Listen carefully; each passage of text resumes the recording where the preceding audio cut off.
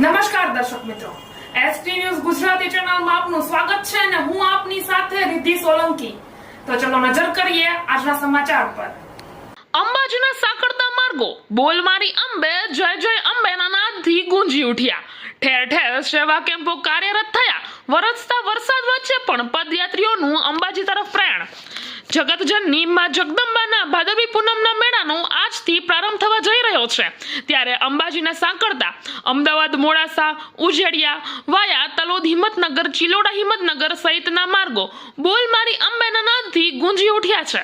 અંબાજી પદયાત્રાએ દર્શનાર્થ જતા પદયાત્રી ભાવિક ભક્તોને આવકારવા માટે ઉપરોક્ત જાહેર માર્ગો ઉપર ઠેર ઠેર સેવાભાવી લોકો દ્વારા સેવા અને વિસામા કેમ્પો કાર્યરત કરવામાં આવ્યા છે। આ વિસામા કેમ્પો ઉપર દિવસ રાત ચા પાણી નાસ્તો જમવાની વ્યવસ્થા સહિત સ્નાન અને મેડિકલ સુવિધાઓ પણ ઉપલબ્ધ કરાઈ છે। ત્યારે હવે અંબાજી ભાદરવી પૂનમના મેળાની જૂજ ઘડીઓ બાકી છે। ત્યારે અંબાજી દૂર છે, જાવું જરૂર છે। વરસતા ઝરમરિયા વરસાદ વચ્ચે પણ અનેરા ઉમંગ ઉત્સાહ અને કોઈ પણ પ્રકારના થાક કે નિરાશા સિવાય માં જગદંબાના ગુણગાન ગાતા પદયાત્રીઓમાં અંબેના જય જયકાર સાથે ક્યાંક એકલ તો ક્યાંક સમૂહમાં અને સંઘો સાથે અંબાજી તરફ પ્રયાણ કરતા જોવા મળી રહ્યા છે। જેને લઈને અંબાજીને સાંકળતા તમામ માર્ગો ઉપર ભક્તિમય માહોલ ફેલાઈ ગયો છે।